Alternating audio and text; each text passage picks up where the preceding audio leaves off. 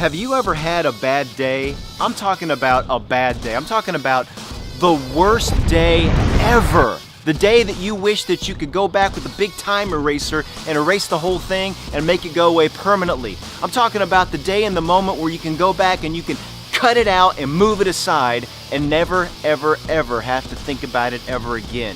I'm talking about that day that you pray to God daily that you wish it never existed. I'm gonna tell you what to do so that you can take that day and never be haunted by it again. Let's jump right in.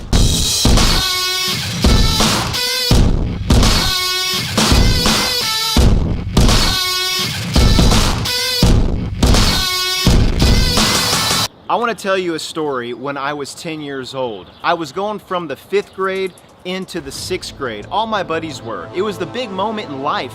It was the first biggest accomplishment of my worldly career. Do you remember going from 5th grade to 6th grade? It was a huge deal.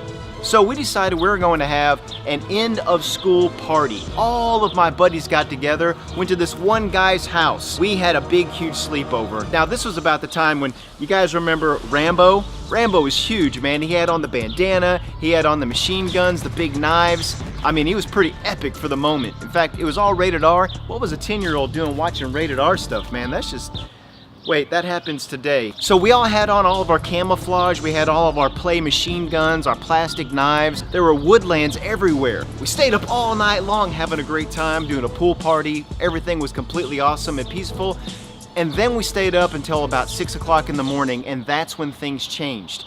That's when we essentially snuck out of the house. Now we let his mom and dad know that we were going outside, but we didn't tell them what we had planned. Get all geared up in all of our G.I. Joe clothing, our Rambo clothes, our Army Man clothes, and we were gonna go off into the woods and we were gonna go scouting.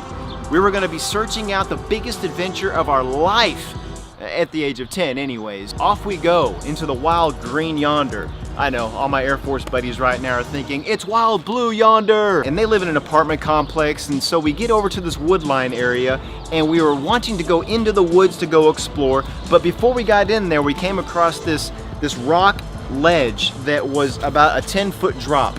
Now, when you're 10 years old and you're looking down at a 10-foot drop, it looks like a 20-foot drop, right? And so we're looking down, and there's loose rocks everywhere. Now, I remember walking up to the edge, and I remember looking down going, this doesn't look safe, guys. There's loose rocks everywhere. Did they listen? Heck no, they didn't listen. The first person, a friend of mine, his name was Joey. He comes up to the edge of the cliff, he looks down, and he says, oh no, it'll be okay. I can do this. Walks to the edge of the cliff, he looks down, and he starts walking down backwards, like this, right? He starts walking down like that. Did I mention there were slippery rocks? Did he listen to me?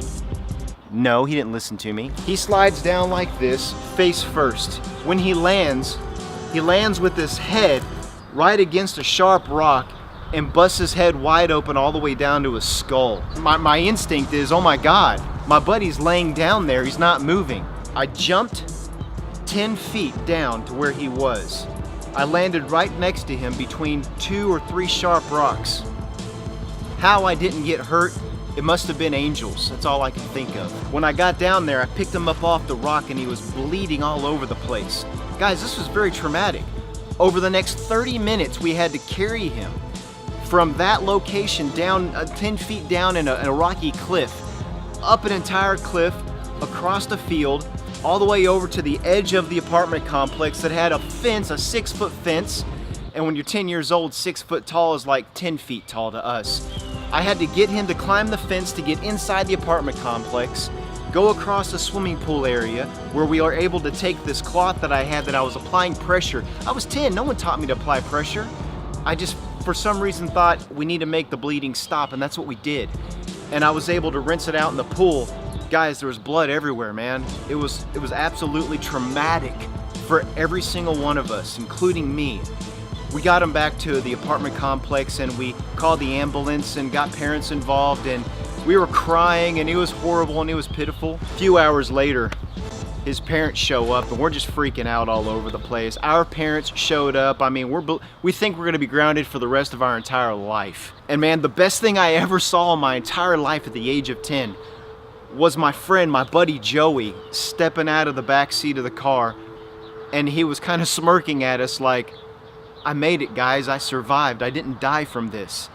And man, you should have seen all of us. We were all so excited, man. It was like tears of joy, and we were shouting, we were so happy. At the same time, still kind of scared to death that we were still going to be grounded for the rest of our God-given life. Fortunately, our parents took it real easy on us because it's not like we were like breaking into a house. We were just out scouting. Guys, here's the deal, is that was the most traumatic thing I've ever experienced in my life at that point in time. And when I look back, I wish that would never have happened for many, many reasons, and you can imagine all the reasons. But it did happen, and I can't go back and erase it. And you can't go back and erase those things. And so this is what I've learned, that the moment we thank God for the bad times is the moment we take away the enemy's ability to remind us of something bad that happened. You see, thanking God for everything is the key to everything becoming okay. I know how hard it is to thank God for something bad because that wasn't the last traumatic moment in my life. I've had to have a lot of help to get past all the trauma in my life.